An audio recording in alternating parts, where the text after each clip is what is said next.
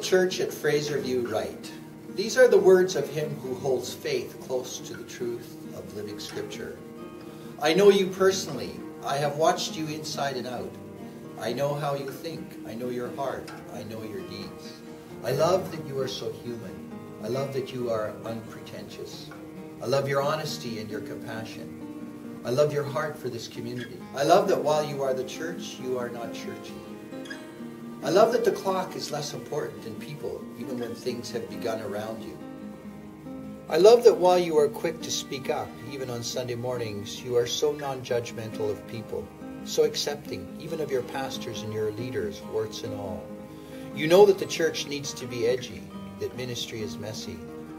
I love that you are like a sponge, so openly curious about Jesus, about what it means to follow him in this world, that you know beyond a doubt that loving God means loving your neighbor. I love that you know that following Jesus means full engagement with the world, that your mission is to make a difference for him here. You will not hide. You are not afraid to get dirty. But I have this concern. Sometimes I fear you love, as someone has said, leaned over so far to accommodate the world that you have fallen in. You love the world, but do you love it like God does? Is the love that you could sacrifice what's most precious to you in order that they might know? Or is it a love that just plain loves the world and its ways? A compromised love that allows you to blend in and not be noticed as different. Being curious is not as much as just being. Remember Moses? His face shone when he talked with God. Remember Nicodemus?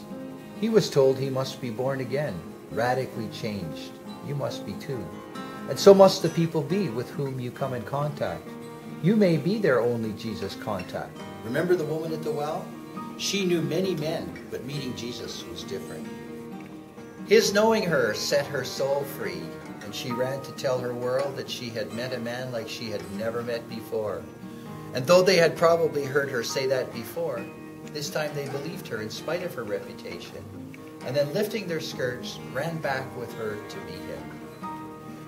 And I have another concern. You love to come together to be together. You happily greet one another. But are the visitors and guests and the sojourners made to feel as welcome as your friends? Once a week you come together by the hundreds. But when it is time to pray, only 2 or 3 or maybe 10 are praying. Have you moved beyond a surface friendship, even deeper than the skin, that allows you to want to pray together, laugh and cry together, to share hopes and hurts, build the vulnerability to weep for one another and one another's children and the people of our city together, crying out for God to rescue and save, reform, renew, and transform? Are you willing to lay down your life a little for Jesus, mind, body, soul, money, possessions, friends, family, rest, and relaxation? Study the Word, seep it in, be filled to the brim with it until its truth drips out of you everywhere. Pray unceasingly. Become a prayer alone and with others whenever they gather to pray, until the most of what you do is pray. Don't give up meeting with one another. Make Jesus' kingdom your home as he makes his home in you. Grow in faith and keep that faith. I will raise you up in victory.